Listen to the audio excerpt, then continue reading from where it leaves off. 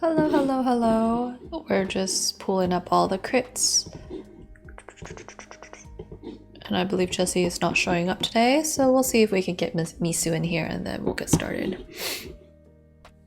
How has your week been, Greta?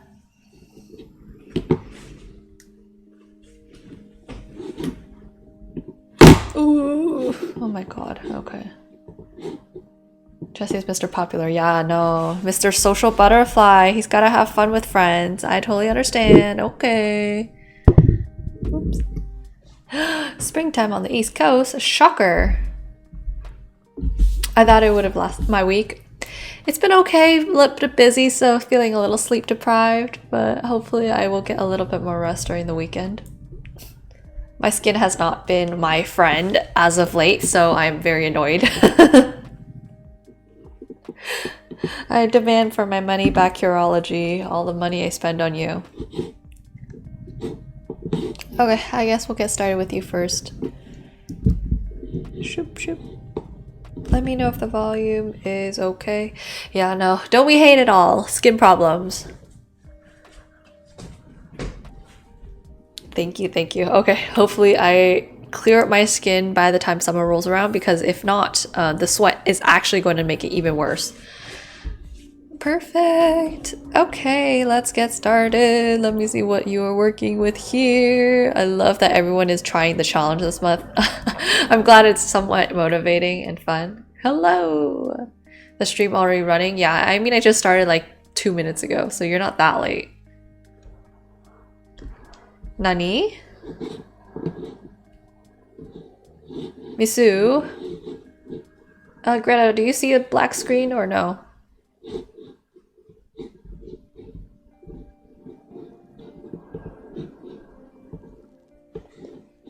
Fixed it. Okay, so this is on you, Misu. It's not my fault. My equipment is running perfectly. Bellissima. Okay, so let's get started with Greta's work first. We're gonna make sure we have all our men looking like Doritos and all of them looking snatched as hell. So I'm going to bust out my liquefy tool so we can give this guy a better upside down Dorito shape. Because if you see right here, this and this are creating two intersecting lines, whereas this one is a little bit more closer to that parallel shaped. I'm gonna merge those together potentially. Didn't mean that.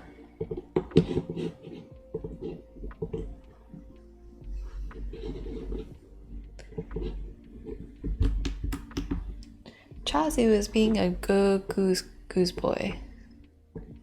Okay, so let's do triangle. So that means that even though he is at an angle and the shoulder on the back gets tucked a little bit, he still has that Dorito shape. So the shoulders need to be broader than the hip or the waist. So you don't have to make it like too crazy, because if we make it like, say, this much, he runs in the territory of like superhuman, which I don't know if that's what your intention is. If we're just doing like the study, then maybe we'll just do a little bit of it. Stinky angel.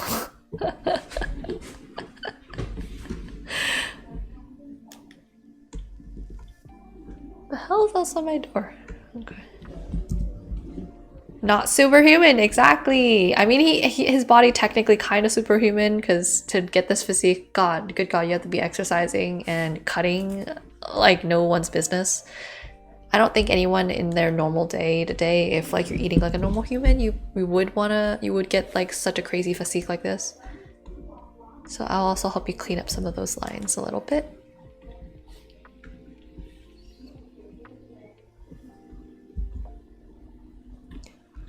Okay, so at this angle, this part is going to overlap, and yes, it is going to reach where that middle of the collarbone is, but you don't have to exaggerate that much. And I want to make sure we get that nice kind of upwards of those, what's it called? Are those called traps? No. The shoulder muscles, if you know what I mean. You know, the ones that tense up when you're like struggling or when you're super stressed at work. So even at this angle, you'll be able to see a slight bit of that upward angle.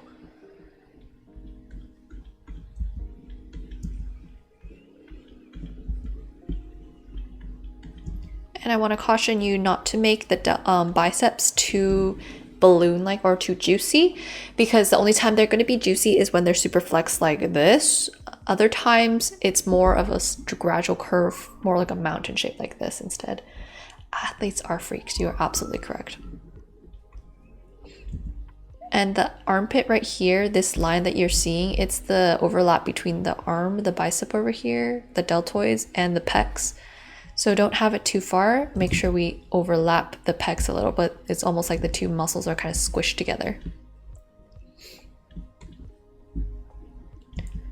And we're gonna imagine baseball pads for the pecs. So make it a little bit more flat on this kind of plane. They're typically not going to pop out as much as compared to, say, this plane.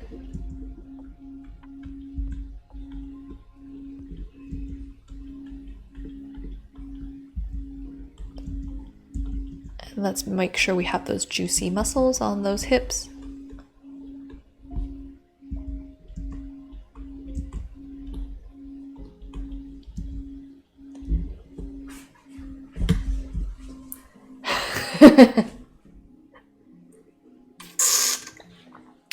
Yeah, you athletic freak. How dare you?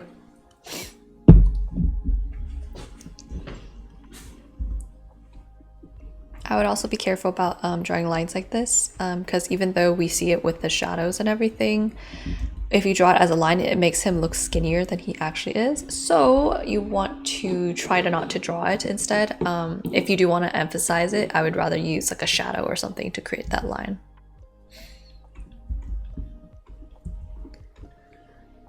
And then this angle right here is pretty tough. I would suggest, instead of doing such a flat line, I would curve it just a little bit at a slight angle, so it creates his side of his face while also simplifying it a little bit, so you don't have to do so much work. Because let me look up where are our Ito-sano's references.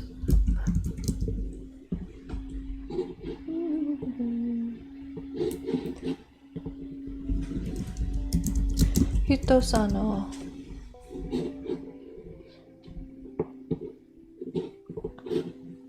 Okay, so if we look at this particular angle, which is similar to what we have over here, is just the opposite direction and a different guy. Can we see this properly? Okay. You'll still see there's some slight bit of that curve, just a little bit. Let me see if there's even more examples. Like I feel like this might be a similar pose where you still see some of that jaw right here, so it's not exactly straight, because otherwise it kind of looks like too long of a plane. So you can either do it like this, or we can either go more simplify and turn his face more this way, so you don't have to do that weird ass angle, because I'm pretty sure Ito-sano chooses his angles very carefully. So like if it's a particular angle that doesn't create a very good profile or a silhouette, he's going to choose to, you know, change it up.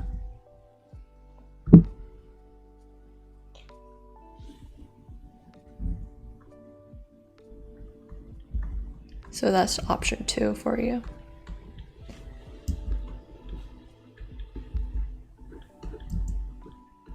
And typically this back muscle right here is lined up right where your ribs are, so there's a slight overlap. Yeah, right? Like I 100% believe that as an artist you have a choice.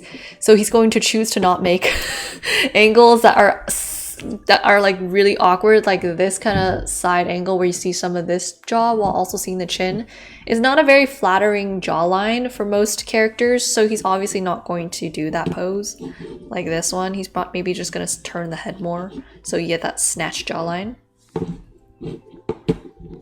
And you know, like a lot of front-facing sideward profiles, those are the ones that get your attention, the really hot money pieces.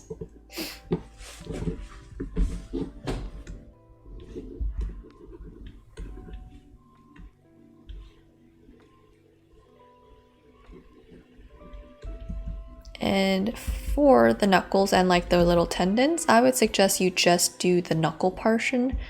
Don't do so much of the little veins everywhere. If you do the veins, be careful not to do too much. Do maybe just like a little outline of it, like the little dips of the veins.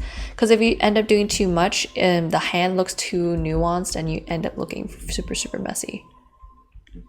And it really only works out well if you're like painting it or like coloring it, because you can use the shadows to help you create those veins.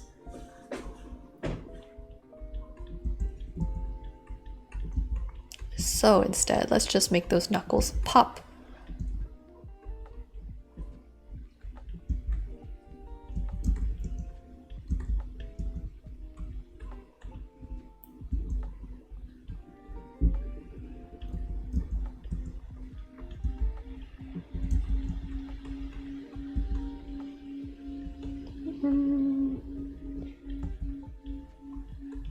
I would think if this is Yuto Sano, he's going to choose to do some hatch marking here to make his life easier in order to create that bend of the hand.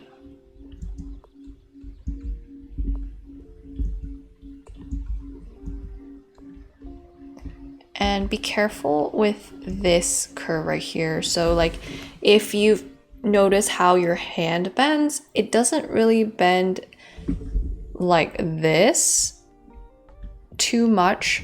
It's more straight versus this side has more bend quality. So make sure to have this a little bit more connected next time, a little more straight. You can have just a little bit of a bend for the wrist bone, but typically you don't really see it that much.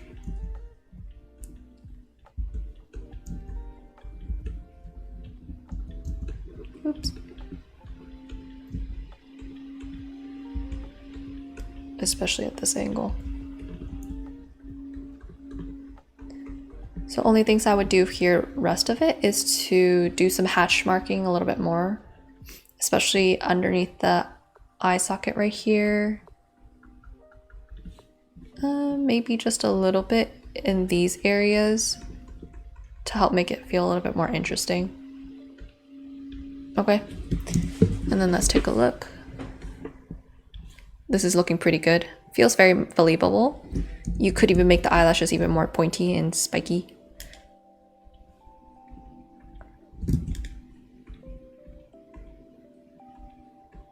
And more wispy, so we could do even more eyelashes to make it look even more believable.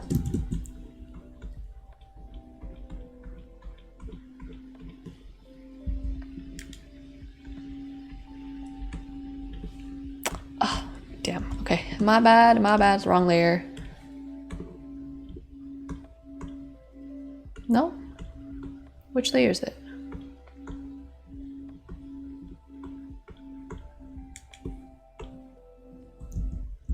Okay. Yes, so be careful with your ends of your lines. I want to see more of these stuff rather than the little blunt ends, because blunt ends don't look very good in terms of when you're trying to create eyelashes and the ends of stuff. Blunt ends like this have a very specific role, and I don't think we typically use it when it comes to like trying to create wispy items. You might use it for, say, like shoelaces or... Dude, if you make a drinking game from my stream, it's either draws on the wrong layer or is muted, okay? I mean, you probably get nasty drunk, so I highly recommend you be careful. And Greta, if you have not noticed by now, let's flip your canvas. And we have a very glaring issue. I want to see if anyone can recognize it before I say it out loud.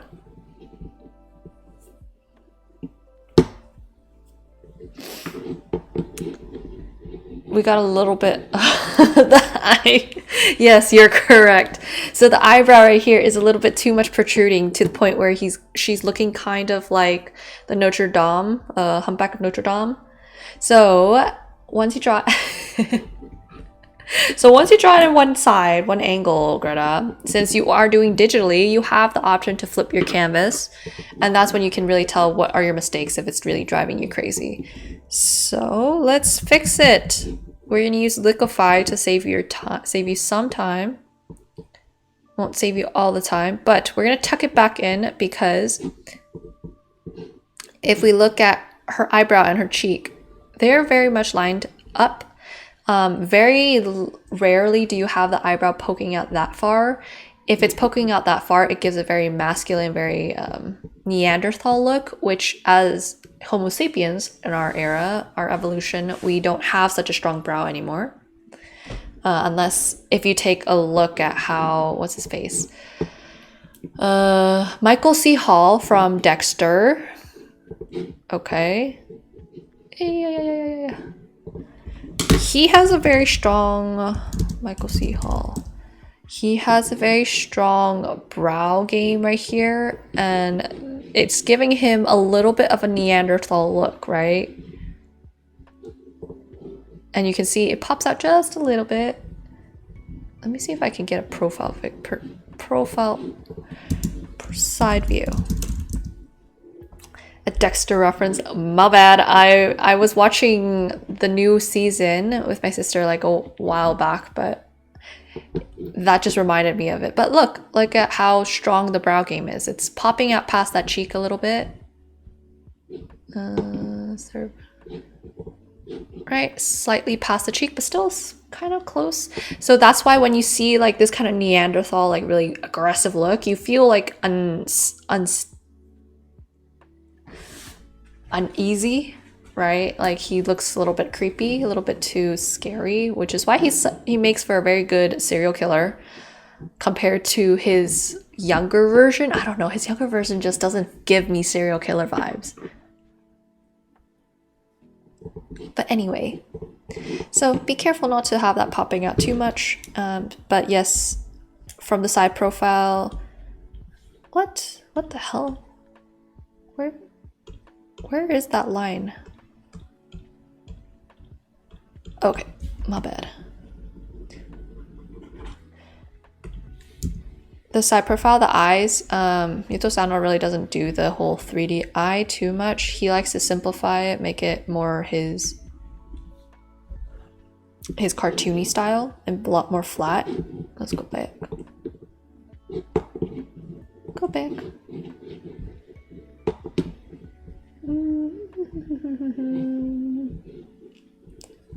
Let's see if I can find one that is 3/4 view. So something like that. There's just a little bit of it. A little bit of it, not too much though. Right, so it's still very flat, but slightly rounded. So I would just maybe make the bottom part of the eye a little bit rounder. And then tuck this higher up so we don't end up getting that weird eyeball popping out.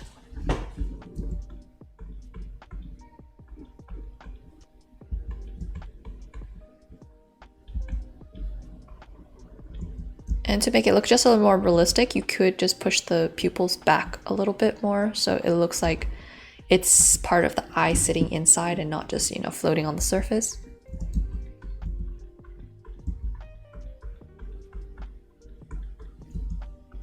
And then I would just suggest we try adding some of these triangle darker shadows in between the corners, and that will help seal the deal to make it a little bit more impactful in terms of the bangs. Because right now the hair does feel a little bit flat, and that's because it's missing some sections that are a little bit thicker, a little bit darker.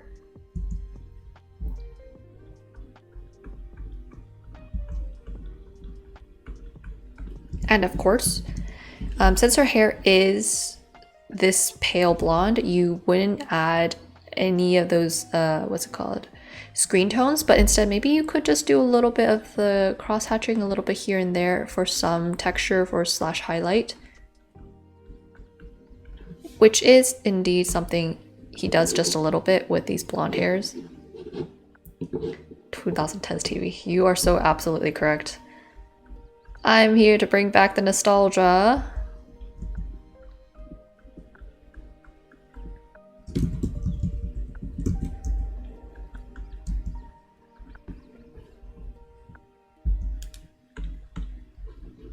And I'm just gonna poof that out more.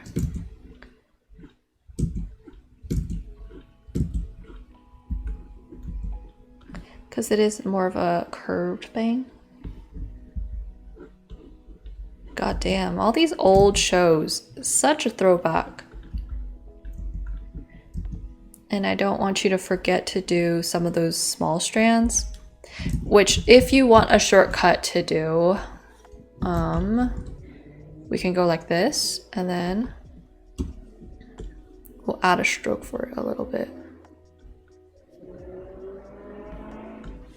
Because there are a lot and it's gonna drive you wild if you try to do it yourself.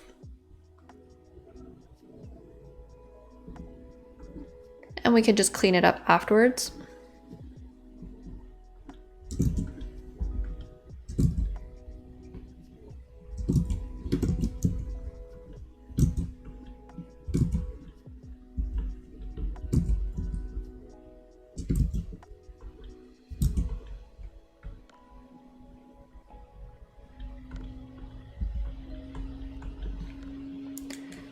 Then you're gonna merge it down, and then we're just gonna get rid of that extra stuff that we don't need. So a quick, easy way to add those tiny strands without stressing and killing yourself.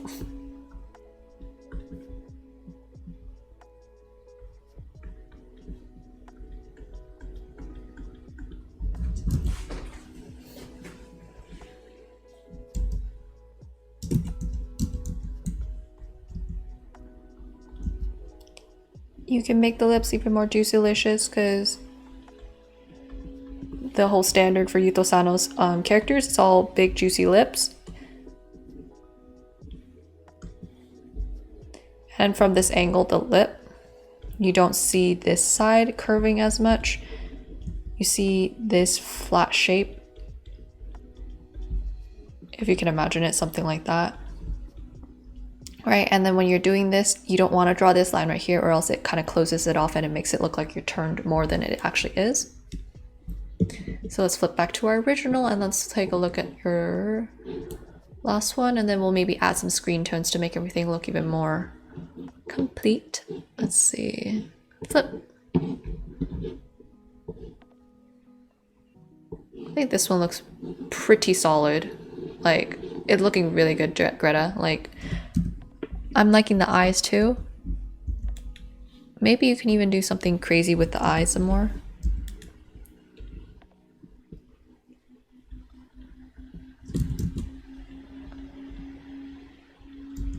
Like, I don't know, you can add some stuff there.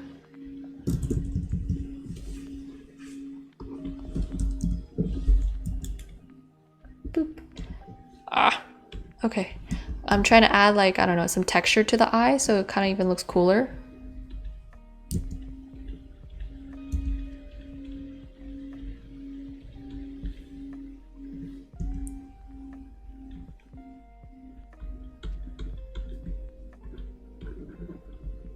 I would even add more of this stuff underneath here because it is a very sketchy quality the way he does the under eye bags.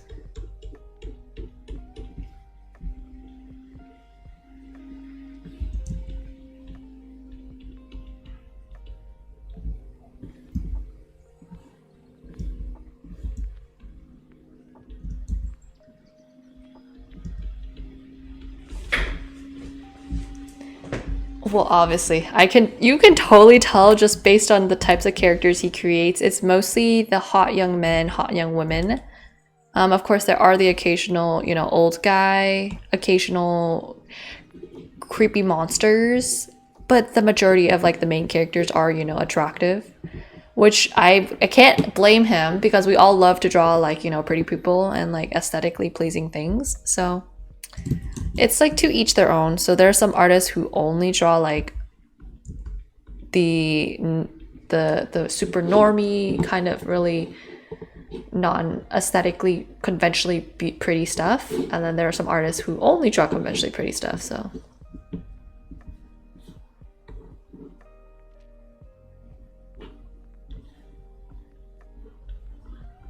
let's maybe add just a little bit of wrinkle here to make it look like this part right there.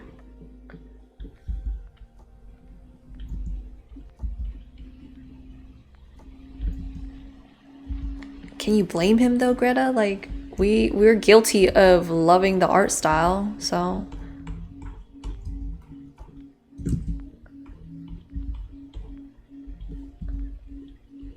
I want to emphasize that jaw, get that spicy jawline in there. What happened to the ear though? This part is a little too squished, Greta. If you take your finger and measure the distance between the ear right here and this ear, you're gonna see this is a lot wider. It needs to at least be this much. So it kind of feels like you squished the ear because you saw the hair and you panicked. I would prefer you have the ear in there rather than the hair.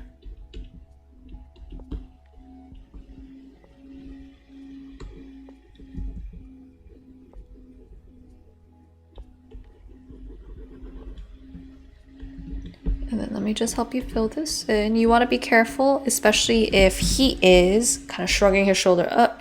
That means there should be less space between the neck and the shoulders.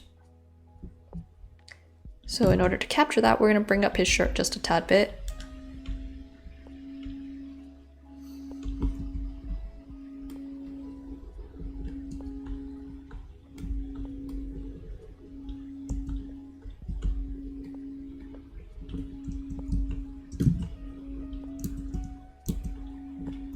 And I would even exaggerate the Adam's apple here, even though this guy does not have a very pronounced Adam's apple. I would draw this extra line right here just to create that silhouette.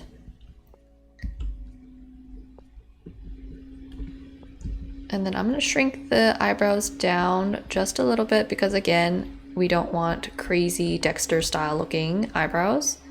The brow bone is very flat, especially for him, like basically a flat line, which is why I can see why anime does that simplified style where, you know, this whole silhouette for the side profile instead of, say, this stuff, right? Boop, boop. And the knuckles, we're gonna bring more of a curve shape to them.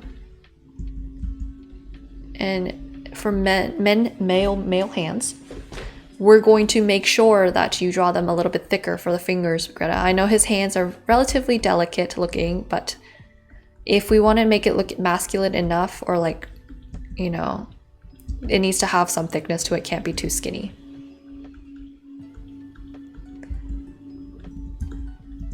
And instead, that means you will have more space right here because you had like this big gap between the thumb and the hand. So now if we scoot the finger over, you're gonna lose that random ass gap, and it'll make more sense.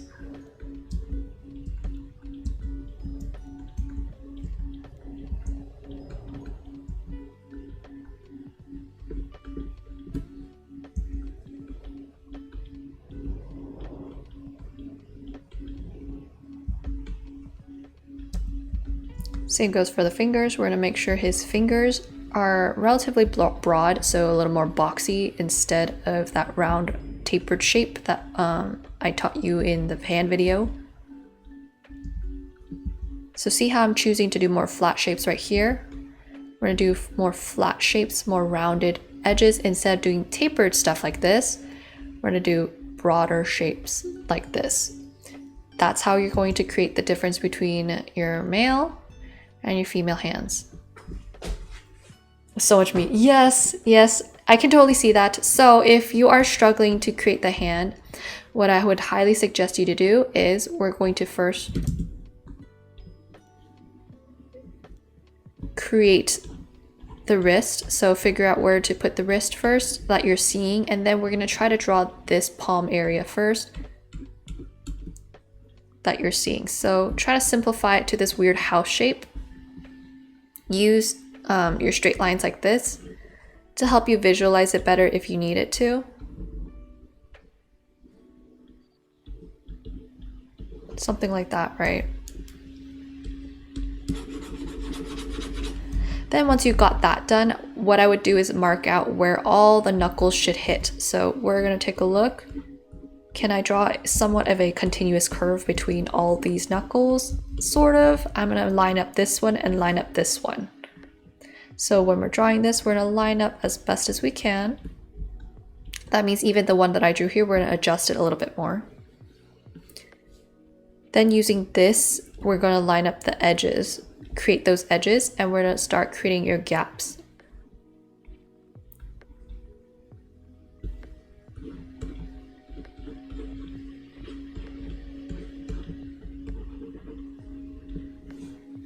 Okay, so you see the edges and you're gonna see, okay, this one tilts outwards more.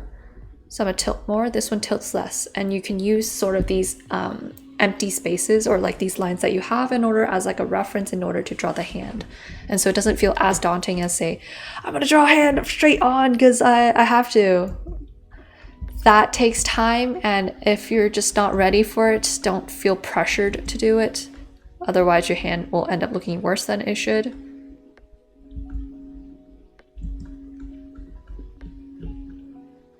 And then with those same lines, you'll see, okay, well, this is not popping out that much. We're going to shrink it down.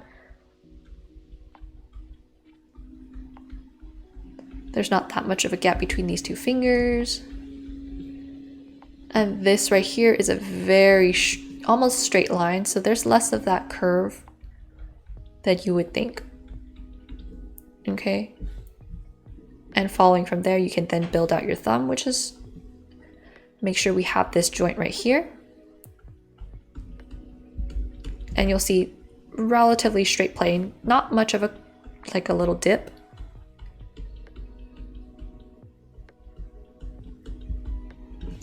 Okay, so if I hide this, and you'll see how we're kind of constructing the hand all together.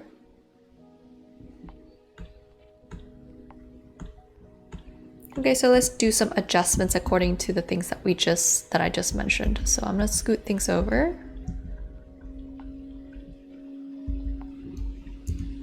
And so I don't have to draw this finger again. Scoot, scoot, scoot.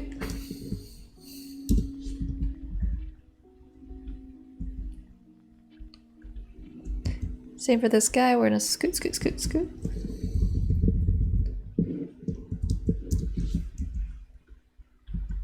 And in scooting, you'll also see that it's more bent than what I drew. So you're gonna see this top edge right here. So in order to simplify like that kind of angle, what I would just suggest is we're gonna have this overlap of this front top of that finger over that knuckle. And that will give that illusion that the finger is bending, you know?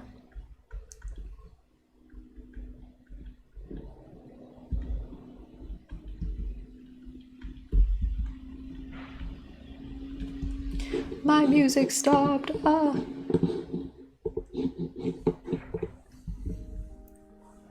And same for this guy. We're gonna have it stick straight on top of that finger right there. And again, making sure our fingers are nice and boxy. And another finger that's overlapping on top of another finger. So a lot of these fingers are actually kind of intermingling and creating these kind of cushiony sections on the hand. So which is why it's creating these weird curves that you're seeing.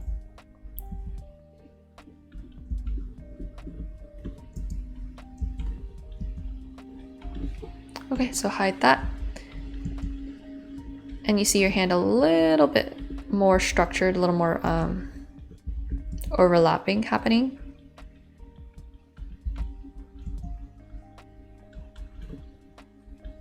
And you can just emphasize the knuckles, make it look even more bony and more masculine just by doing this part of the knuckle. You don't have to do like crazy much.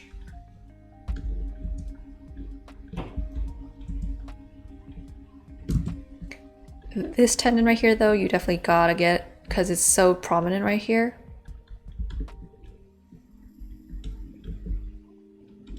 And if you really choose to, like if you really feel compelled at all, Greta, then you can go ahead and draw some of those fingernails.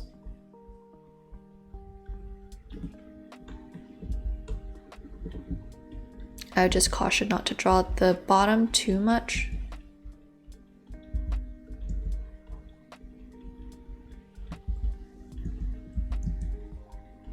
So maybe something like that. Because if when you draw like the whole nail like this, it feels like nail polish. So instead, what you would suggest to do is just do maybe a little bit of that corner, or even just do the top half of the nail. Because if you look at your nails, squint really closely, the only really big shadows that you see are mostly these side ones. This middle one right here, this stuff right here is barely visible, right?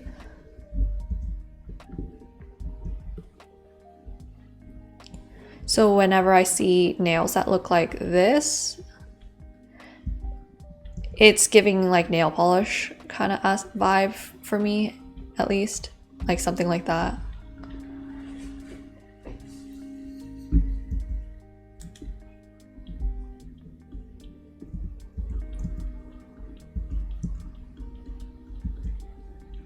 Which is why you don't really see me drawing the fingernails too much for this guy. Okay, so maybe something like that for the hands. I would even suggest we bring down the shadow here to create that nice triangle silhouette that you see for a lot of manga, not just Yuto Sano, because the thing is they want to be able to kind of differentiate the top half of the body and the bottom half of the body, and typically we're going to use that shadow underneath the head in order to do that. So regardless of whether or not it's supposed to be that triangle, like that big triangle shape, they're going to exaggerate a little bit.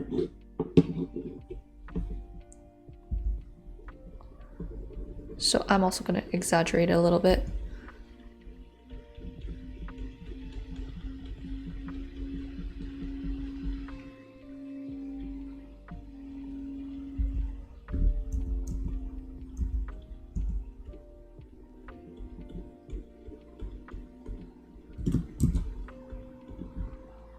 And I would even make the eyes all sketchier, okay? So something like that probably would be good enough fix for the study challenge, because we're not focusing too much on capturing it exactly the same. I would also be careful about this stuff. Where?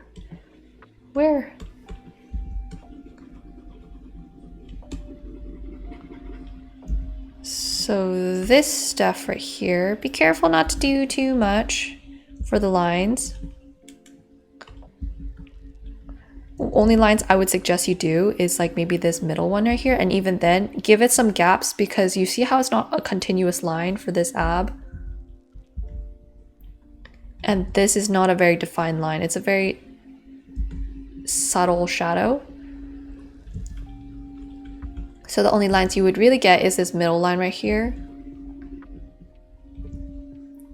You could potentially just do a little bit of that this lats. And yes, you could do a little bit of that rib right here, but try not to do too much for these side ones. When you do that, it ends up looking like Muffin Man. Like you're baking bread instead. And we don't want to have it look too much like that. So something like that would be good enough for the abs, okay? Right, and then let's go on to, let's go to Misu. And I saw your comment about not using the circle method, which is perfectly fine. Because when you're doing like just regular manga or like anime, they definitely don't do the circle method first and then draw it out. They are going to, yeah, no worries, no worries, Greta. They definitely are going to just draw it using this shape first. So it's fine if you want to practice that shape and just get really, really good at it. That way you can really draw this type of head quickly. Oh, let me clip up my hair. It's time to get to work.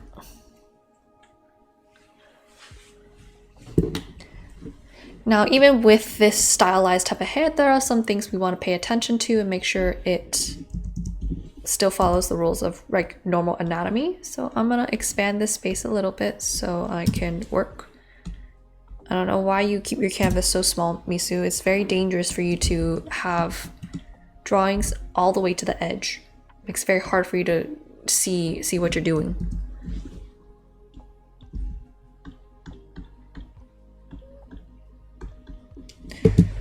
I'm gonna label these also looking up, so I don't get confused and draw on the wrong layer, because you are just debating me here. Neutral right.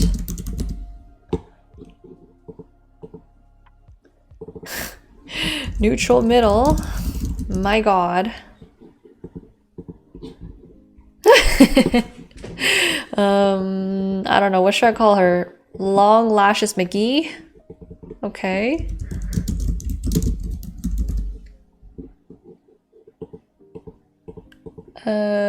Three-quarters top. Side.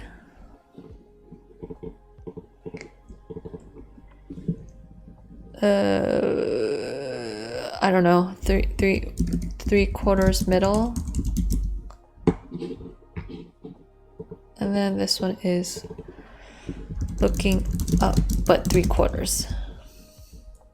The bottom one is supposed to look straight, slightly more upwards. So this is straight on, and these are all more upwards, correct? Let me see if I can find the reference you were using.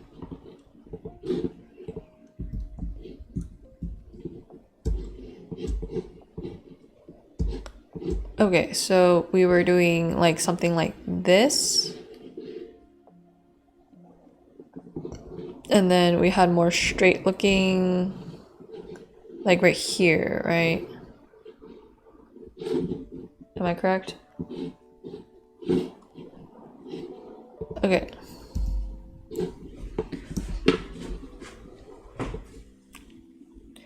So what I'm getting is we were trying to do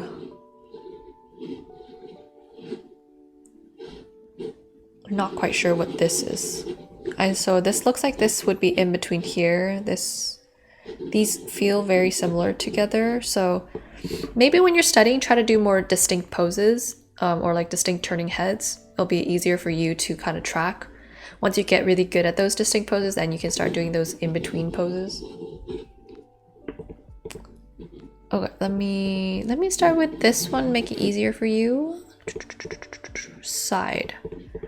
Okay, so if we take a look at the side, it makes more sense now. Okay, so I can see that the nose gets foreshortened because this is kind of turned like this, like this, instead of just pure side. Oh, hellos. Hello, Silk Boy. Welcome to our crit stream. We had 2 this month because it's been a long month, so we might not hang out together. Okay, so let's draw some guidelines so we can double check whether we're in the right pose. So your face, if we're turning in order to match this thing, the nose doesn't look right now because this part of the eye and the mouth is not matching the angle. Everything should have this kind of curve towards that side. So like I'm drawing this imaginary U shape that you're seeing. Yona Yomai. Ah, yeah, she has some really cool angles. I think she also, in addition to those angles, she's really good at doing those really detailed works. So yeah, we could totally nail something like that. So there's some things we're gonna focus on when you are studying them or like getting really good at doing. Making sure that the eyes and the mouth are in the right angles. So immediately, do you see how this right here makes that nose feel a little bit more believable? Let's do the same thing right here. We bring up this corner a little bit and already we're starting to turn.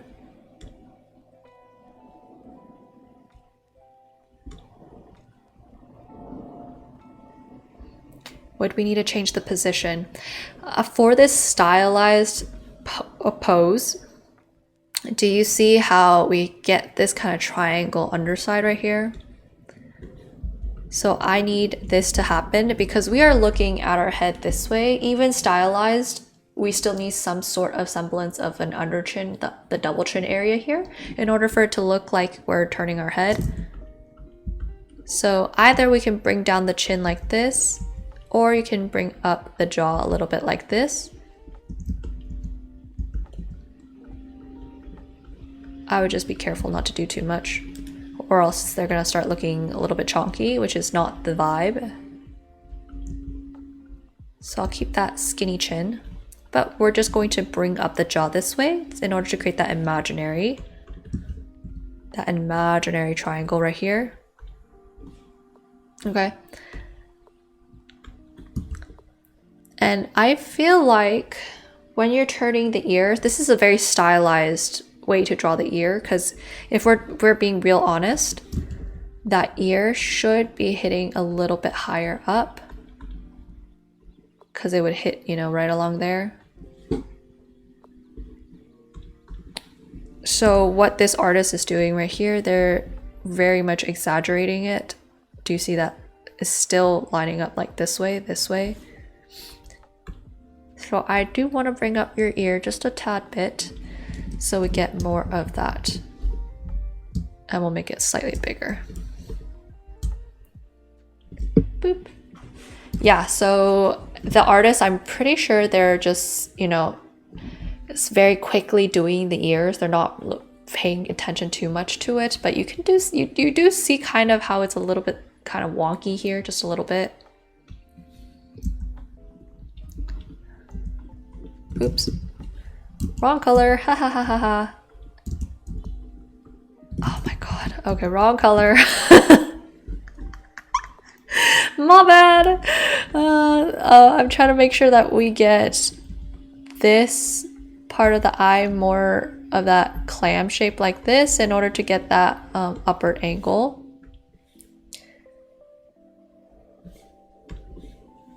Especially if we have such a pointy eye. Like, you could just do it more this way and not close the eye, but we still need a little bit more of that angle this way. The hairs? But there's no hairs, so no excuse, Misu.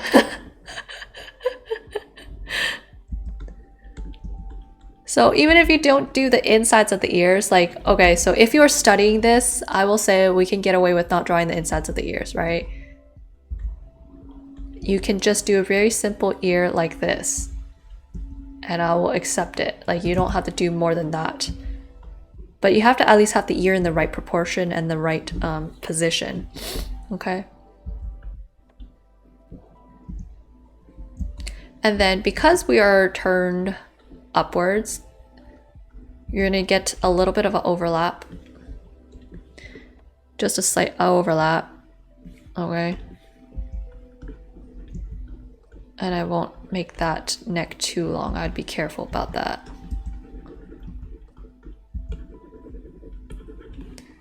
So let's bring all of this. Bring the shoulders up just a tad bit, just a little bit.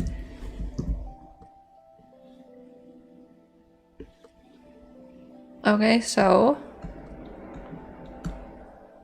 before, after, so now her head is kind of looking more turned, and you might even consider pushing the eye back more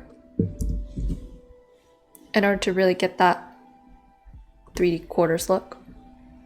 Where is it?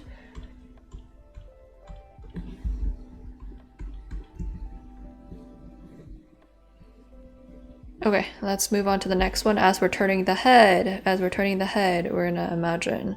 I'm gonna scoot this guy up a little bit to make it match. Match the top of the head a little bit more, match the chin, okay? And as we're turning, we don't have the under triangle anymore.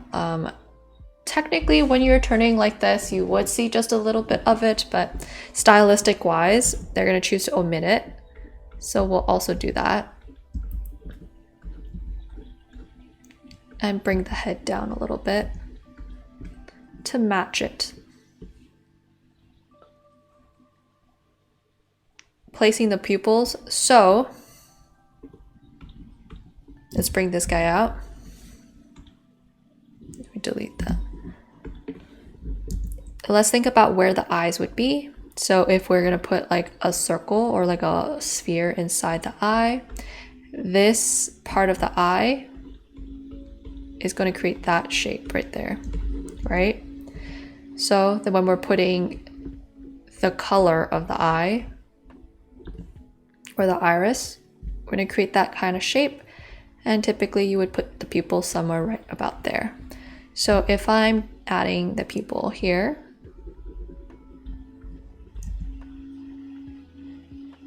depending on if you're looking down, looking up, I would suppose that maybe this person is looking upwards.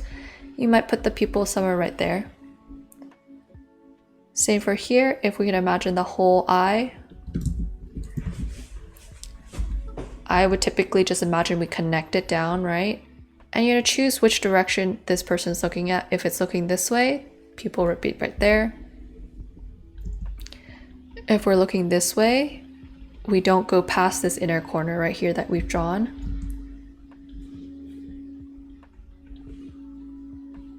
Okay, we're gonna make sure everything is still lined up though.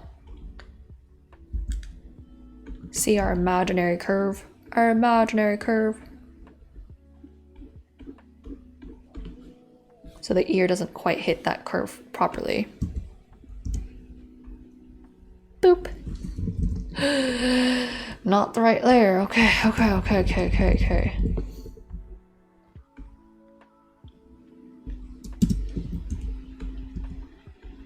And we're gonna round out that shape just a little bit, get rid of all those lines inside because we don't need it. You're just studying how to do the angles, not exactly the ear just yet. Okay, does that make sense when you're putting the pupils? It really depends on like where the person is looking. So I like to use the inner corner as a reference guide for how far to put the iris or the color part. So you'll make sure everything looks okay. All right, let's make sure that this also looks like we're looking above. So you want to flatten this line just a little bit because your cheek is going to hide your eyes a little bit and you're going to get to see a little bit of the under eye. So this is going to wrap around like this. We lose this extra kind of line right here because the cheek, if you can imagine it, the cheek tucks in like this. Okay, so you lose it and you'll only see the eye right here.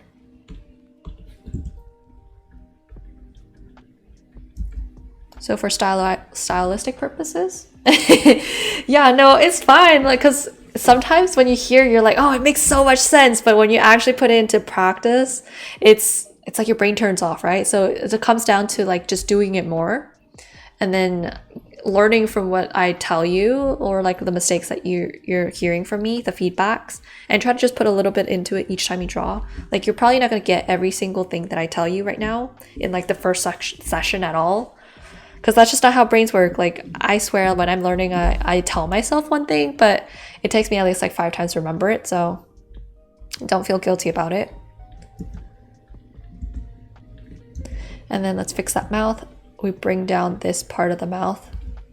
Because remember, we want everything to wrap around that curve. So if there's anything you'll take away from today's feedback, Misu, is I want you to remember our curves, remember our imaginary curves. So even after you've done all, you know, the basic shape of the head.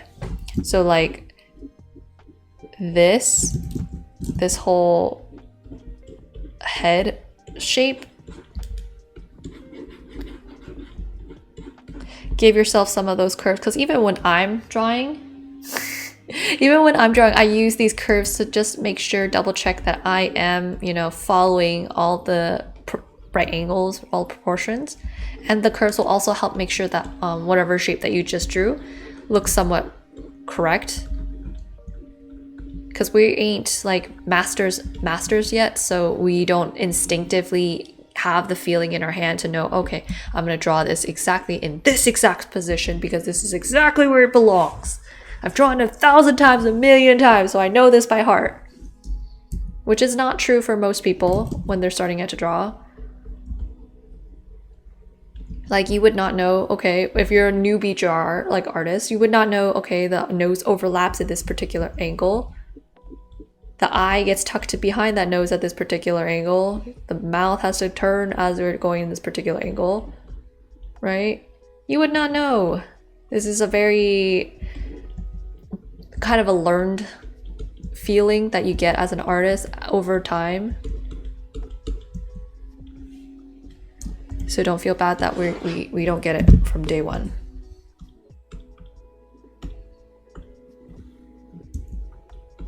Okay, but otherwise this shape is looking very, very good. It's not too bad. Now let's keep turning our heads.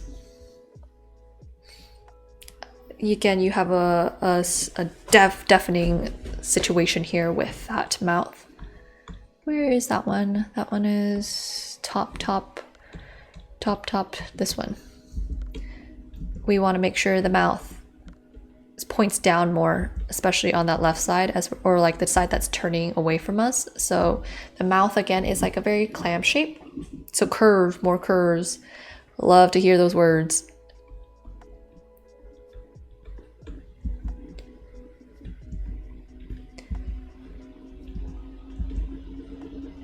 Let me see what... If you don't want it open, okay, you could close it just like this. And the reason why they give such a big gap right here is because they're trying to simulate this underneath space right here. So at this point, you're turned like... I'm trying to match that same angle. You're turned like at least this much. So they're trying to create this space right here, this whole chin section right here, by adding more of that area here. So I just want you to be careful to make sure that the cheek is high enough.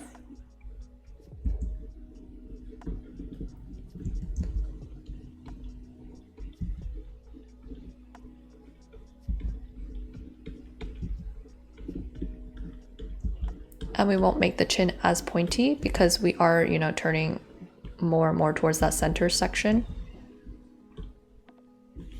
So less pointy, it's more round shape, even if it is, you know, like slightly pointy. Let me see which angle you're doing. I feel like you're doing this angle right here, right?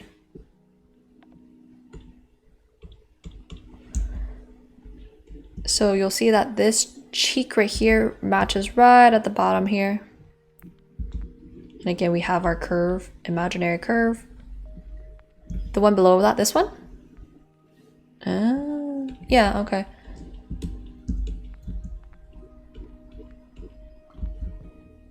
Okay, I'll give you back slightly pointy chin because it is less above.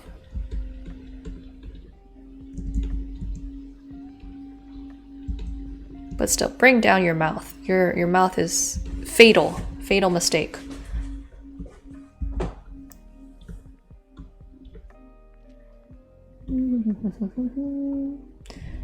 Let me scoot this even more. And you can even bring down this eye right here a little bit more. Because if I'm doing even more curves, right? We're turning the head even more.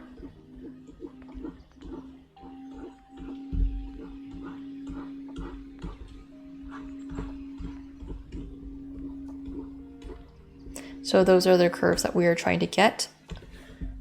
So just bring this down a little bit.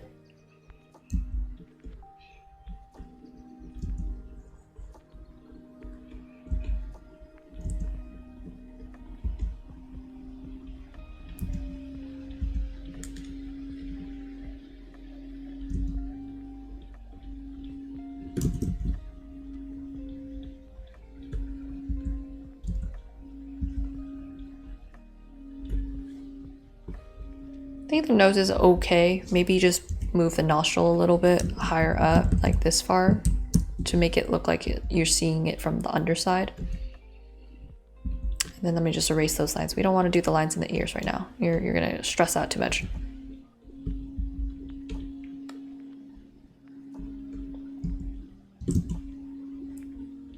There's almost no gap right here. So when you're drawing that shape, first the forehead, then this nice curve shape, the jaw, and make sure we draw the neck right underneath that jaw. Let me see.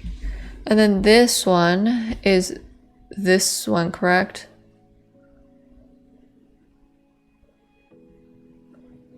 It looks like it. Okay, so it looks okay, pretty good for most of the proportions. I think the only thing I just want to caution is like one eye is slightly smaller than the other, so just fix it a little bit. Where is neutral right? That one. Neutral right, yeah. So this size, you'll see how it's just slightly smaller on this side. So you want to make it a tiny bit bigger. And we're gonna create that curve, imaginary curve with the eyebrows also.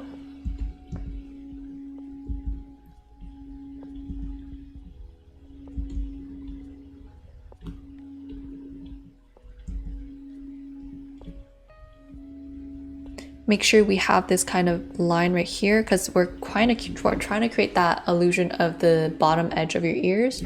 And so you need to tuck it in a little bit right here so it looks like we're looking at the bottom side.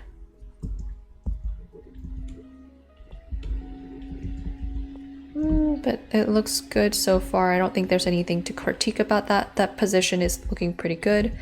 While I'm still here, I might as well do this position, which I'm guessing is this one, which is slightly more straightforward, correct? So we want to move neutral middle, is that what it is? Yes, we're gonna move the lip down just a little bit to make it look more neutral, like looking straightforward.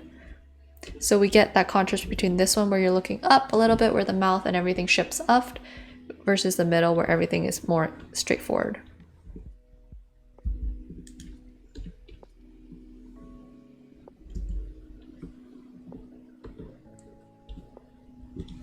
And then while I'm still here, let's do that. Which one is that one? Looking up, looking up. Is it this one? There we go. I'm gonna draw curves. And you're gonna see immediately that some of these curves are not curving. They're not giving me curve. So this eye right here could sit farther down. Where is it? Where is it? Here's the key. And we'll tilt it a little bit. To create that illusion of we're looking up, you want to kind of tilt this part more down. So typically, when you're looking straight forward, maybe the eyes... Wait, let's do a real quick face for you.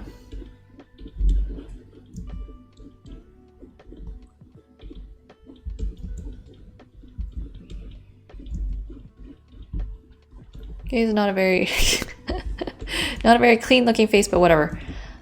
So maybe the eyes might be something like this.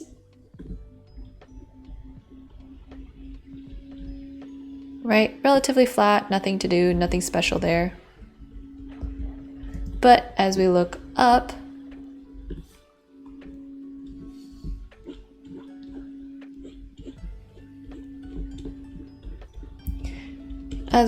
we're going to foreshorten, meaning we're going to make this chin area right here that originally may be like this long. We're going to shorten it a little bit.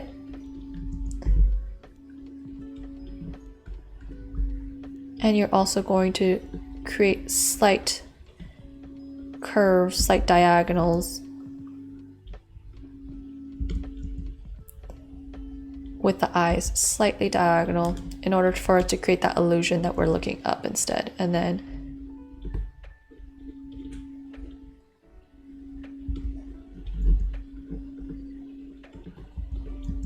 so it's still very much that anime, very simplified kind of face shape. It's the same face shape, but we're just doing some slight shifting in the proportions in order for it to look like we're changing angles.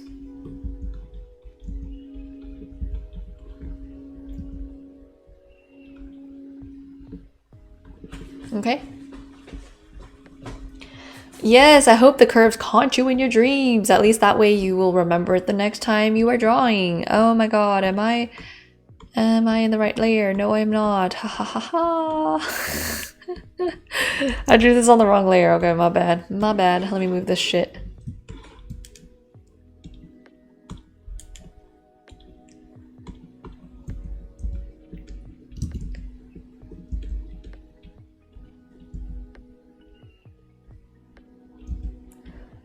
So we're just going to tilt this slightly. Still imagining that imaginary curve.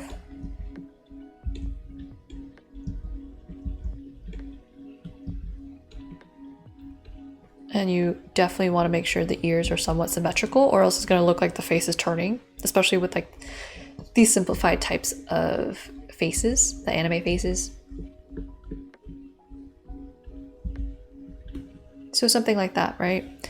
And then for the last one, what is this angle? What is this one? Is it this one? Kind of looks like that one. I think it is. Okay.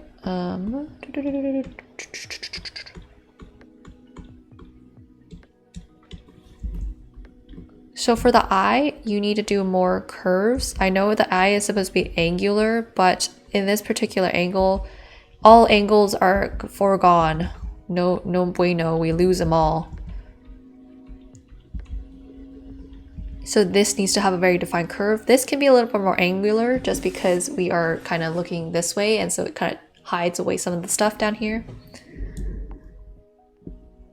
And if you're gonna turn the eye or like look upwards, you had it relatively in the right spot, so I'm just gonna put it back in there. Then you probably might not even see too much of the other eye. You probably only see like the eyelash or something. Probably something like that. This though, make sure you bring down a little bit more. Like you can have this nice triangle shape for the mouth, but this part of the mouth, we need to see that it comes back down. Too chonky? If it's too chonky, then one solution you'd do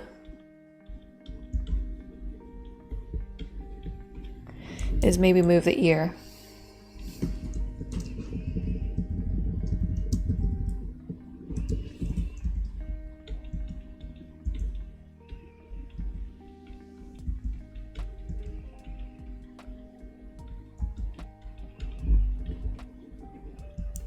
And you can just flatten the skull just a little bit to make it look kind of like she's looking up a little bit.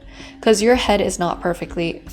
I haven't released the skull video, but newsflash, the skull is not a perfect oval. It is very almost like a box.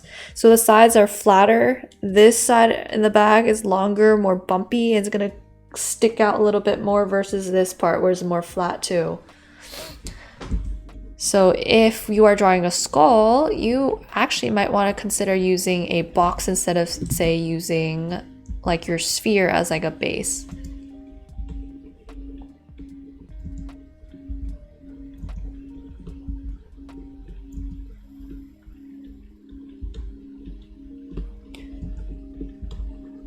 Okay, does that make it look a little better? So I moved the ear and also made the skull a little more flat, so she looks less boxy. But I'm gonna be honest, because she is bald, so no matter what you think, her head's gonna look humongo. So if I added, say,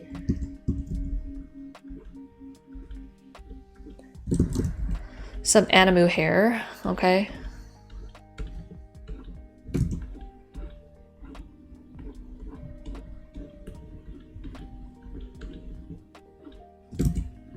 How Animu can I make it?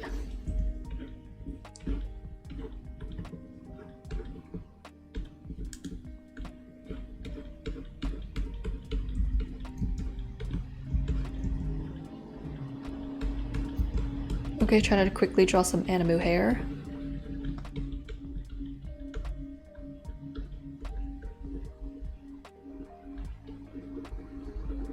She's gonna look a lot more proportional. See how that hair kind of helps hide some of the weirdness of the skull? Because if you've ever seen a bald person, they definitely do look a little bit alien, and that's just because we don't really typically see the skull that much. The Makima. Isn't like every anime girl have these two side pieces? The Hime cut.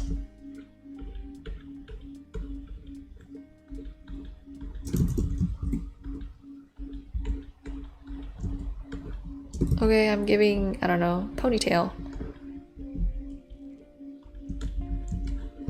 Okay, so with the hair, she looks less weird, right? So I wouldn't worry too much about the hair head being too chonky.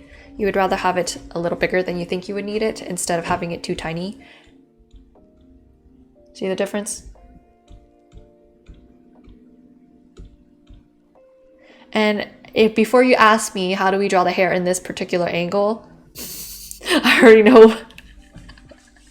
Let's talk about where to put the hairline, okay? So if we're thinking about where to put the hairline, let's first identify where the hairline, you know, this part actually goes, and that will give you a guideline for where to put the hair.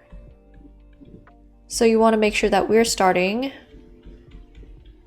from that middle, finding that middle, whether or not they have a widow's peak, and determine how big to make it. So if we're at this particular angle, it's foreshortened, so it's not going to be as long as, say, if I had it over here. And then we're going to just create a nice little curve. So you can choose to make a widow's peak or not widow's peak. You can add some weird shapes to the hairlines, all up to you.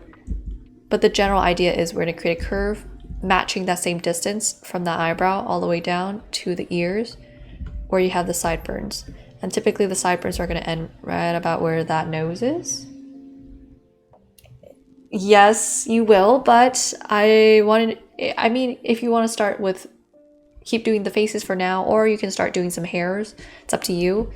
If you are studying hair in different angles, I would suggest we don't draw details in the face.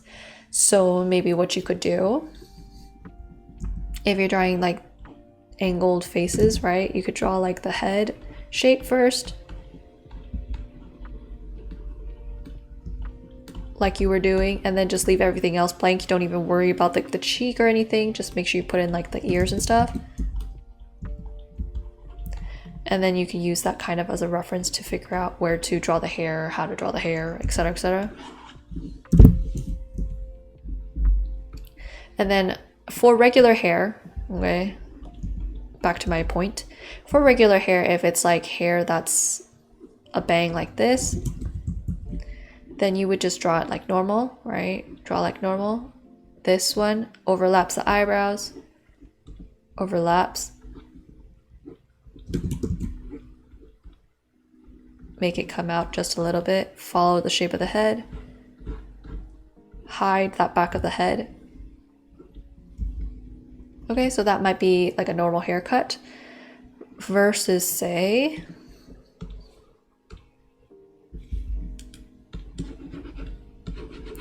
if we have some bangs. So bangs are all gonna follow similar idea. They might not be the exact same bangs, but it's the same concept of the shape.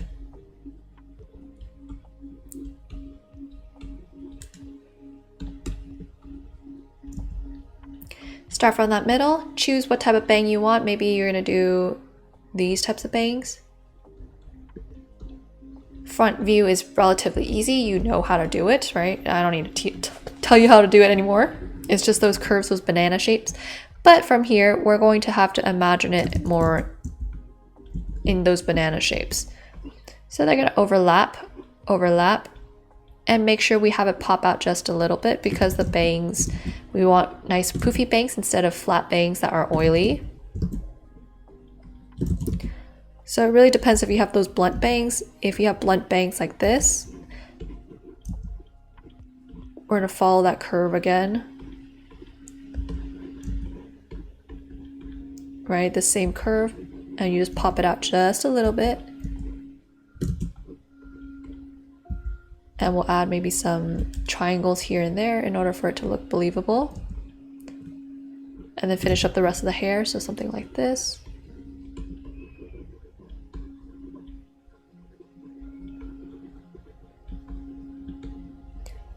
If it's not blunt bangs, it's the same idea, except this time we're just going to add some more wispiness to it.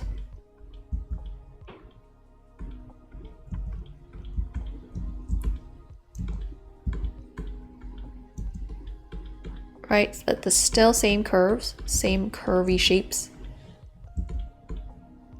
just in different types of groups. Okay, so something like that probably. And you would apply that same concept for if you have, say, like this particular pose, if you're looking down like this, find that hairline, create that curve. And if you must, you know, we can group up your bangs like this or something like that and overlap it a little bit. And of course you don't have to follow exactly because we do want to create interesting silhouettes for the hair. So instead of just doing, you know, this hair all the way through, maybe you might group up some of the hair, right? Some might be overlapping, some might be, you know, big and chunky. Okay, so I'll label that as bangs. This one is regular hair. And this is pony. And I'll finish off with this last looking down pose, which is where the hell did you put it? This guy. Looking down.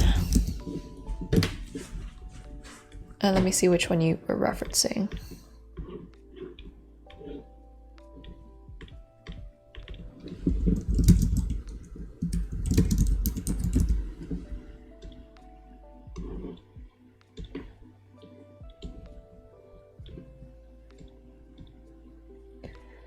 It kind of feels like this one or this one.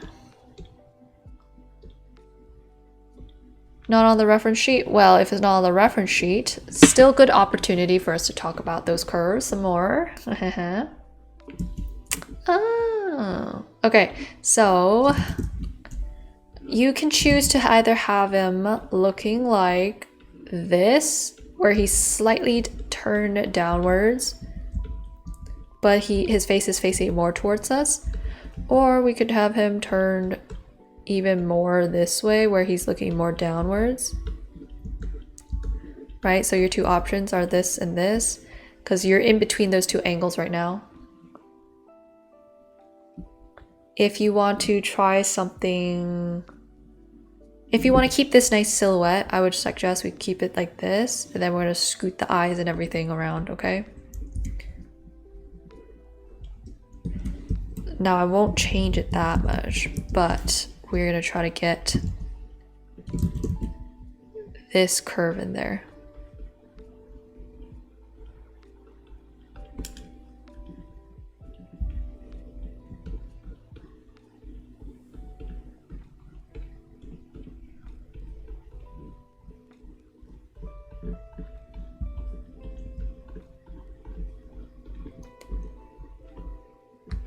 Now for the bottom eyes, we're gonna imagine that same curve. So no matter what angle you intended to do, or whatever angle you were drawing along for Yonamai, it will still work out, okay? As long as these lines right here match up to like an imaginary curve, like it could be more curved than this or less curved than this. Everything as long as it's parallel, you know, it will be fine, right? So this is the same parallel line as this. Imagine if you had done it more downwards. Copy.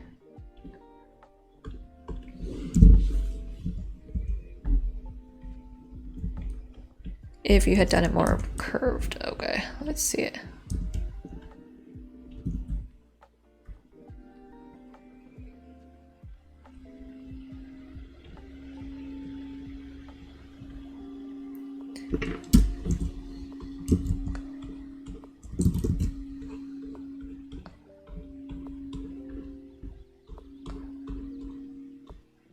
Okay, this is in the hypothetical that the face is turned more this way.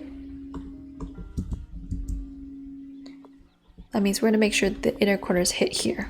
So I'm going to scoot the eyes around.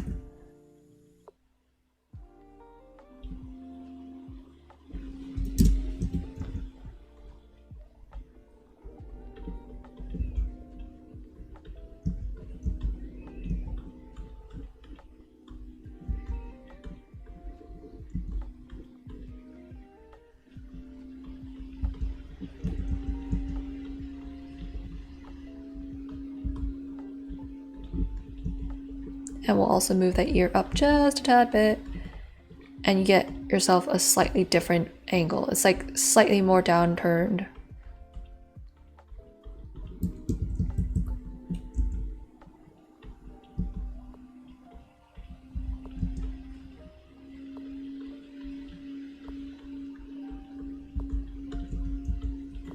Versus say this guy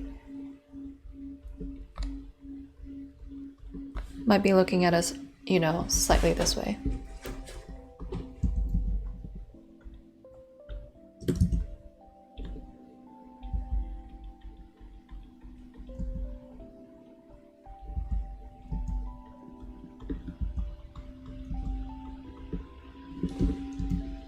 So 2 options for your faces. It's really dependent on what you want from that mini little sketch stream that you were doing. But that will be it for this one. Hopefully that was helpful and I drilled in the curves on you. Along with the curves, where you're gonna use, you don't have to change like too many things when it comes to your sketches. Only things you have to do is just maybe adjust the proportions a little bit better for the top ups and downs. Anything that's going up, looking upwards, make sure we leave more space on the bottom right here. So that means less space on the forehead, more space on the chin. When we're looking down, opposite version, more space on the forehead, less space on that chin, okay? And those usually take care of like the glaring issues for stylizing these poses, but it's definitely not the end all be all, okay? All right, let's end this stream with Just See. We're going to talk about how to fix this composition and then talk about how to do maybe some colors for this one, okay? So for Just See, we're going to maybe increase the canvas size to give just a little bit. We'll keep this canvas size, but we're going to shrink down the dragon a little bit so we can get more of the neck in there, because I know Haku is just vibing over here, but his dragon form can't just be a floating head because it kind of looks weird. Eek.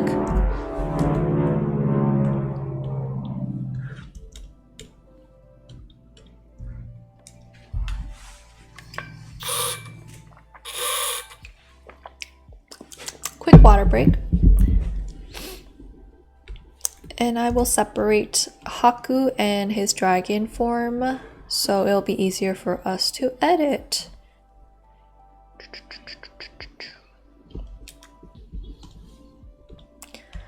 Okay, so for the dragon, we're gonna shrink him down just a tad, easy bits, so we can just see more of that neck. And that way he doesn't look kind of whack just there.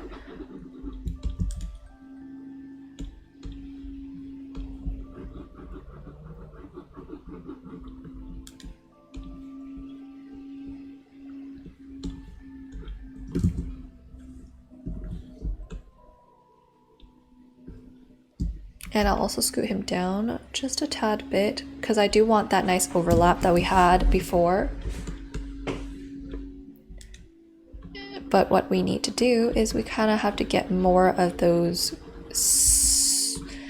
what's it called? Those curved lines strafing everywhere, because Haku is very, you know, mythical, very matte, very floaty kind of dragon, a lot of hairs, a lot of whiskers going on everywhere. So if we don't have those, we kind of lose some of that dreaminess that the original movie had.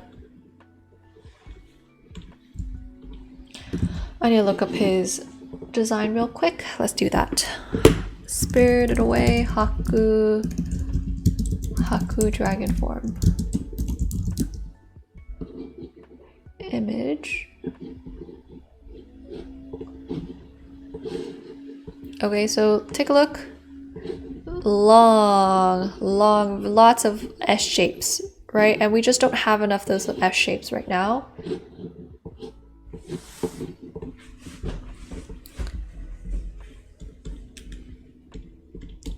So I'm gonna hide the eyes right now because that's a whole different issue that I'm not gonna address just yet. I'm gonna fix that silhouette for the face first. So here's the ear.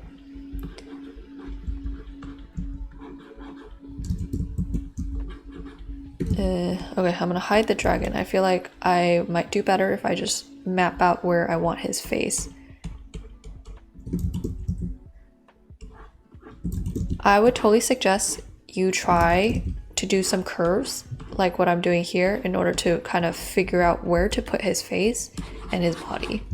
Because I really want to capture that kind of S shape that we have going on for a Haku. So his face is that triangle shape, correct? And then we're gonna do some S shapes for the whiskers.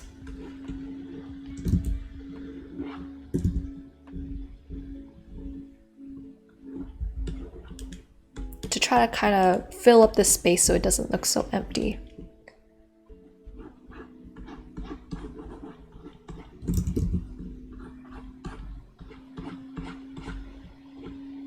So maybe we might have his body looping in the back here somewhere.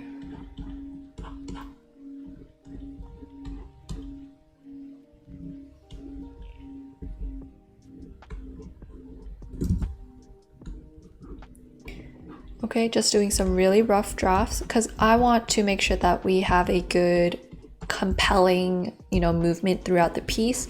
We don't want just the head because it does feel a little bit flat, even though I know you want to kind of create a very humongous kind of Haku kind of vibe.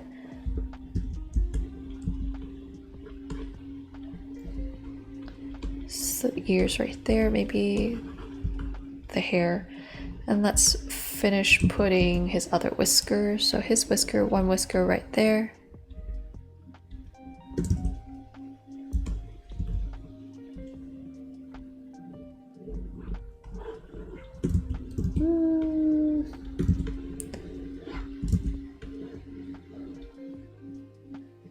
Maybe somewhere back there like that.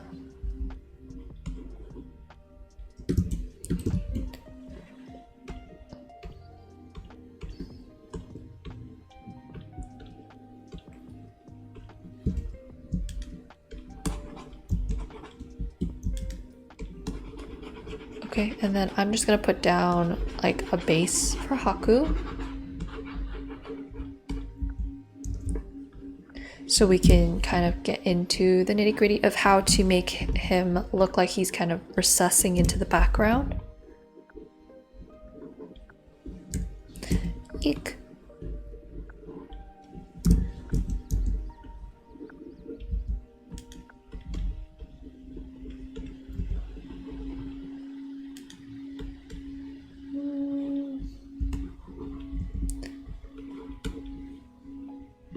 Okay, maybe we'll have his body go that way instead. No, I think we need that.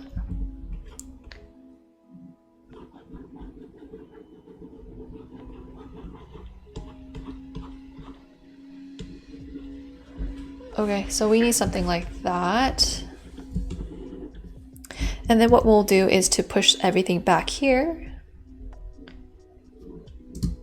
Is we're gonna add a little bit of light to it. Move the whole window, I'm so sorry. Okay. Oh my god. Okay. We're back in business. I'm gonna move my mic just a slight bit because it's bumping into my drawing pad. Okay.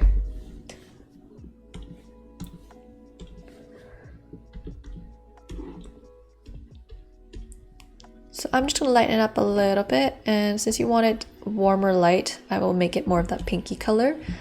And then for the final one right here, we'll take sort of like a smoky brush or something. Let's see, smoky brush for the eraser. I'm gonna erase just a little bit, add a little bit of glow to the dragon so he looks like he's even further back.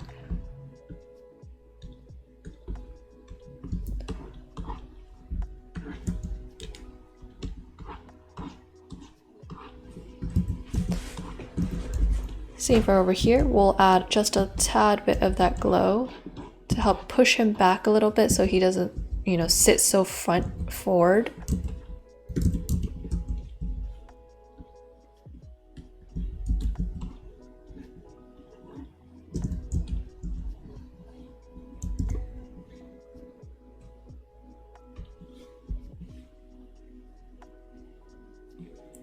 Okay, so this would be maybe one way to kind of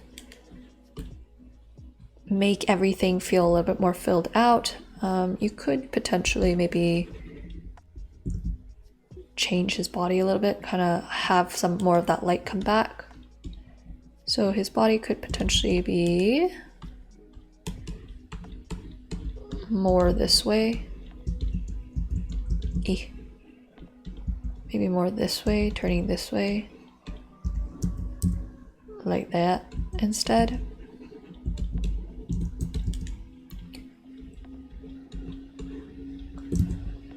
And then we just use a light bluish color in order to do the whiskers so you can really tell where the directions are going.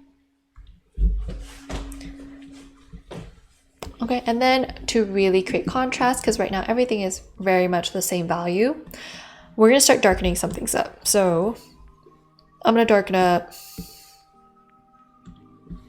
maybe this guy, maybe darken out Haku.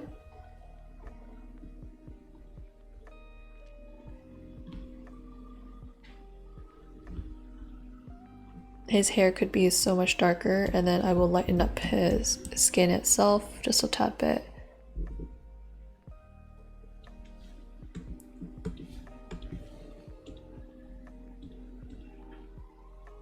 And in order for it to reflect as skin, I do want to make it warmer instead of like say that blue color.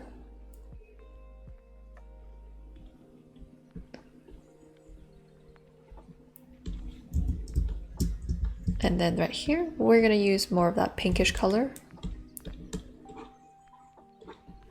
And you'll use a nice kind of pink whitish color, really, really light, in order to do that highlight right over here to make it almost look like a peachy color. We'll use white for the light of his robe, okay? And then you don't have to do like crazy wrinkles in his robe. You just have to make it like imply that there's wrinkles in the robes. So I'm just doing these weird shapes, right? Now it's kind of creating volume to his clothing.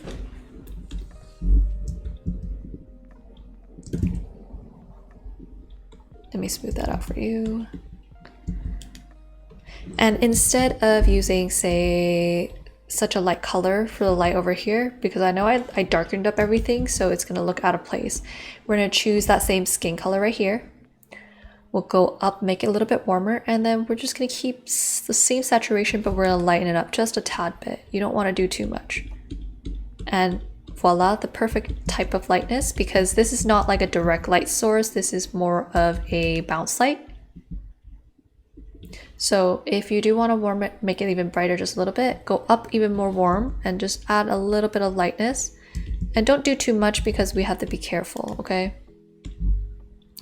And just like how I taught for Misu, regarding this 3/4 upwards view, anime style, we're going to have to bring back that cutesy profile vibe.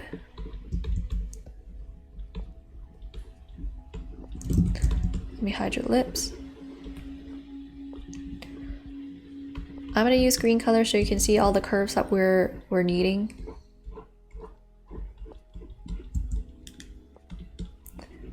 In this particular angle, everything down here on the turned away side gets tucked a lot more than this side. So I'm gonna take this color, go a little bit darker.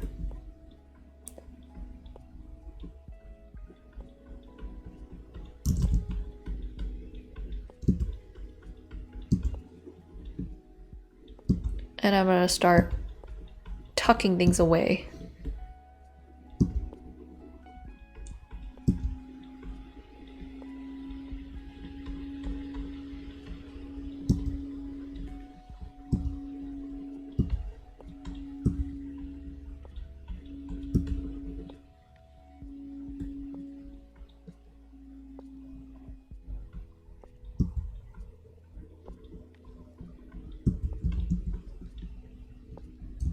Okay, and then I'm just going to hide this for now because I don't know what color we're gonna make his eyes.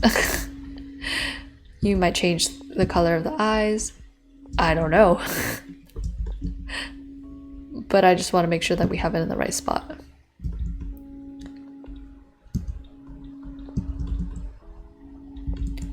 So as we're turning, this is going to have more more of the eye rather than this side. This side has less of that curve. It gets a little bit straighter.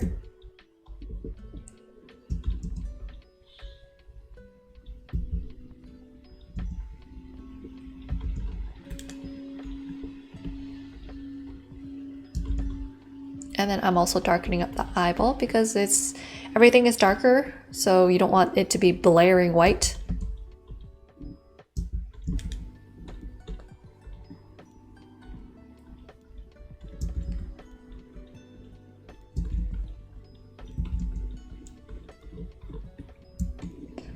And if it helps, turn this canvas just a little bit so you can kind of see whether or not you're in that proposed curve that I drew for you.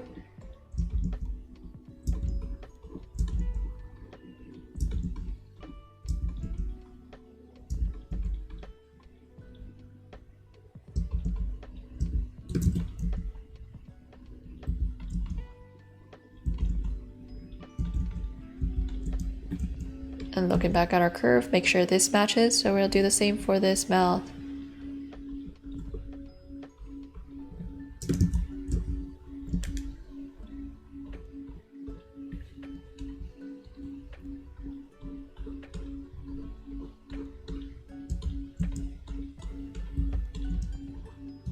If you are going to do this, you know, right here, the under chin part, you can use the same color just to do a little bit of a triangle shape.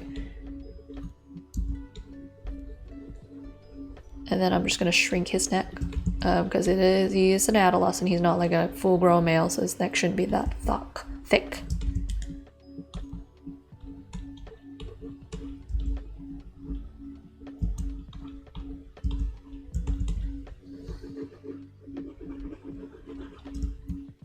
Okay, and then let's talk about that hair. Same idea. This should be the same height as it, unless he's got like an asymmetrical bob, but he doesn't. So you can visualize it or imagine it sort of like this.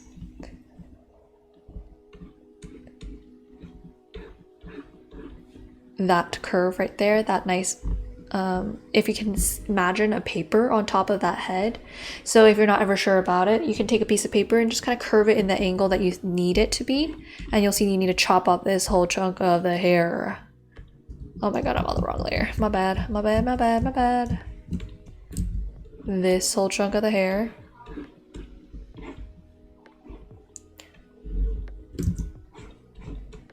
Right? This is a paper. So let's chop off what we don't need.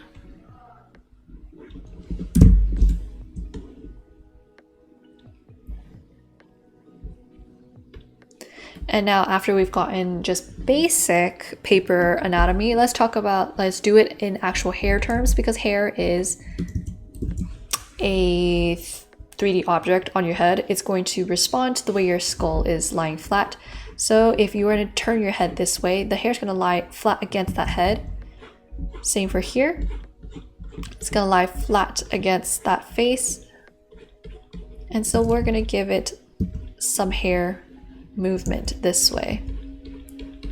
Same for here. I want you to give me some cracks for that hair. Doesn't have to be crazy, but we are going to bring it down.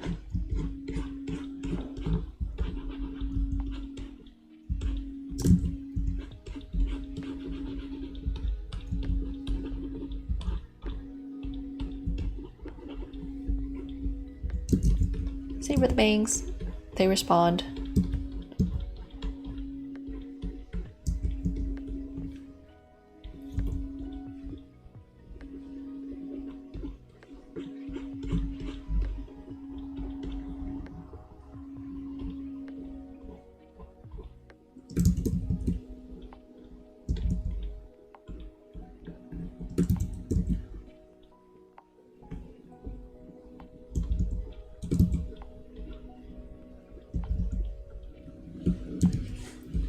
Okay, so now you can see how the face now looks a lot more turned, more tilted, and the hair responds accordingly.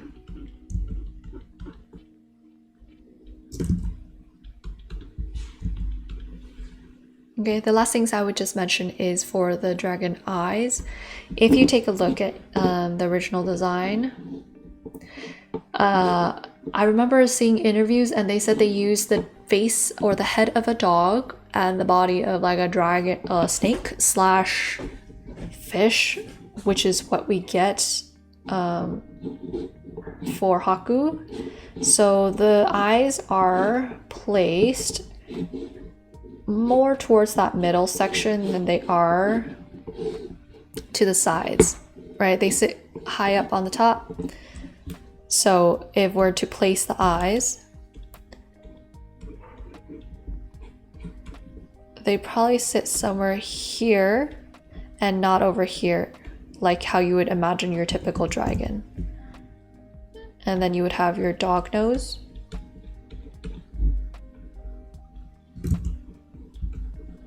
Okay, so I don't remember how he looks. Right, you could use this particular picture for the angle, see how kind of very slitted the eyes are.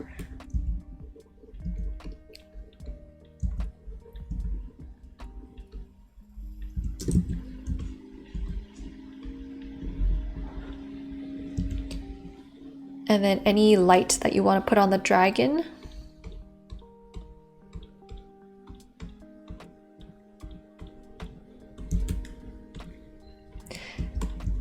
We want to first make sure that this is the darkest value.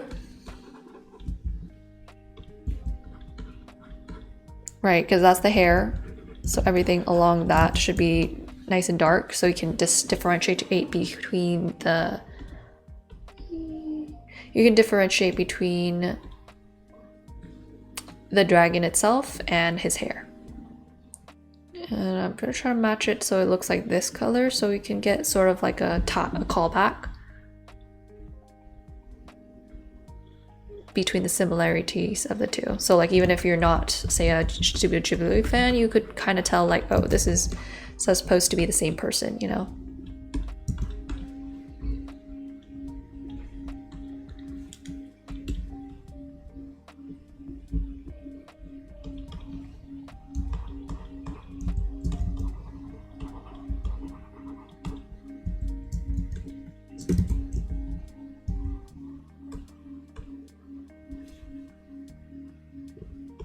And then just last minute touches just to make everything tied together. We're gonna try some different colors here and there.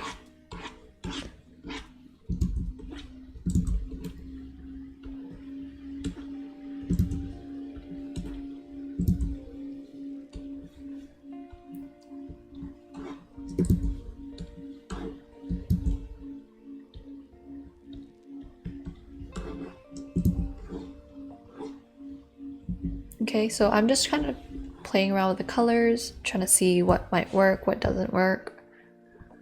I know you said you had a exclusion layer, so let me try to implement some of that exclusion layer magic. So if I do exclusion, so you get this really cool effect.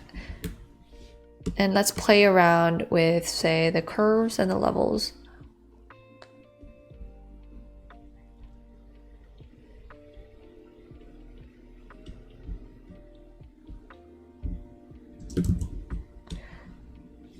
And then let's see.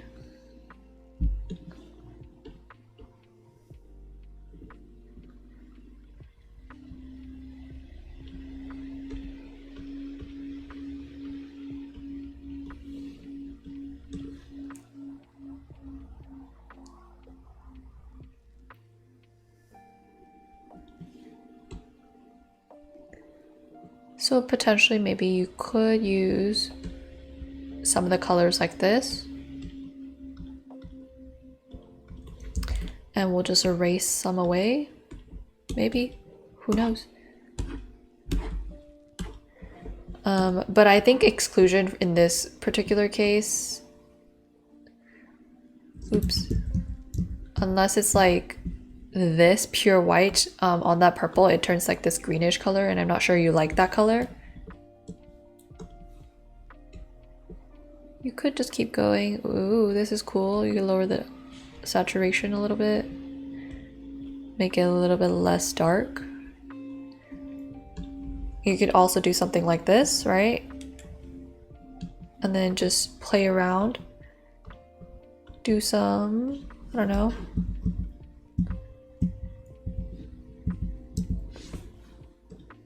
Even more stuff to mess around with.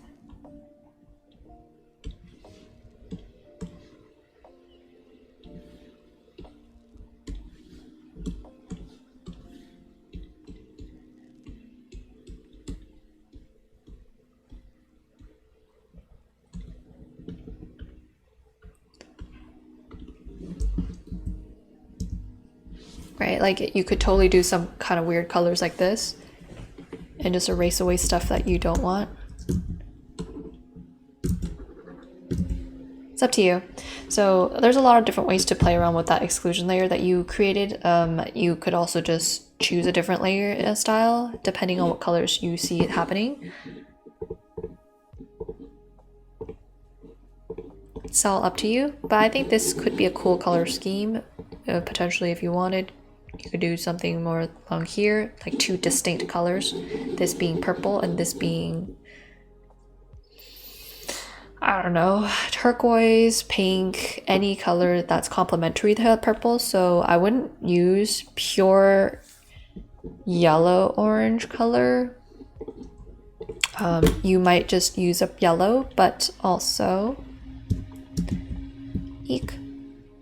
also use like blues or something like how we have in the bottom part of the dragon in order for it to look somewhat tied together.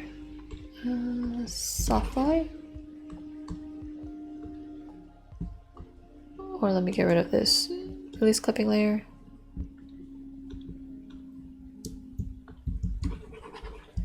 Is that really not showing up? I'm just tripping?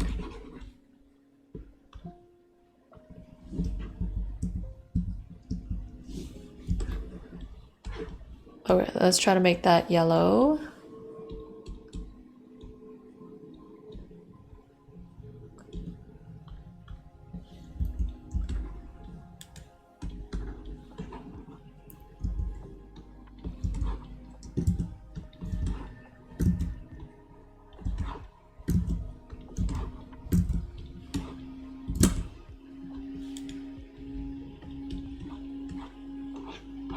Right, like you could do something like that if you really choose some cool colors.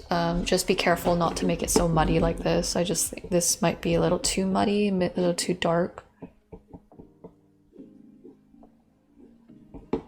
And too contrasty. How do I adjust that color? I think it's just very hard because we're on like weird layers right now.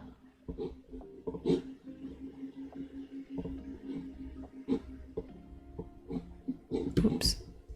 Close. Maybe I'll brighten it up like this. So maybe something like that where it's like a different color. Okay, so play around. Go away. Remove. Go away. I don't want this stupid. Ban them.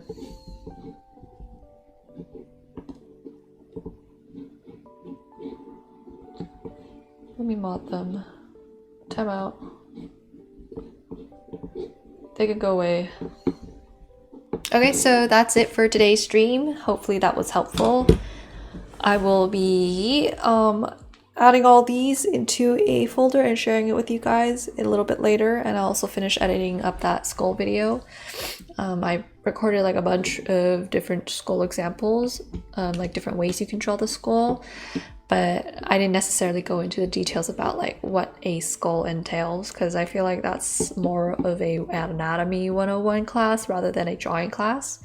So for sure there are going to be times where you might feel interested enough to dive deep into the individual parts of a particular object that you're studying, like the skull, the muscles, etc., etc.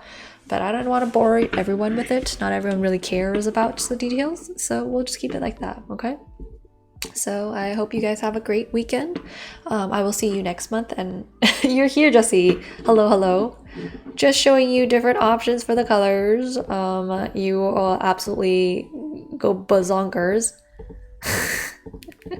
Trying to incorporate some of that exclusion layer that you were telling me. This might be a little bit weird. I might suggest you like also change this color if we're gonna use this. But anyway, I lost my train of thought, but this is what we came up with in terms of how to fix your composition. Because before we had it a little bit too much of that head, this one gives you a little bit of that body and gives you a little bit more of that swirliness. Okay, so go back and watch the VOD of Jesse for all my juicy details and my rants and my wrong layers. But I will see you guys next month, okay? Have a good dinner or breakfast or whatever, and I will see you next time. Bye bye.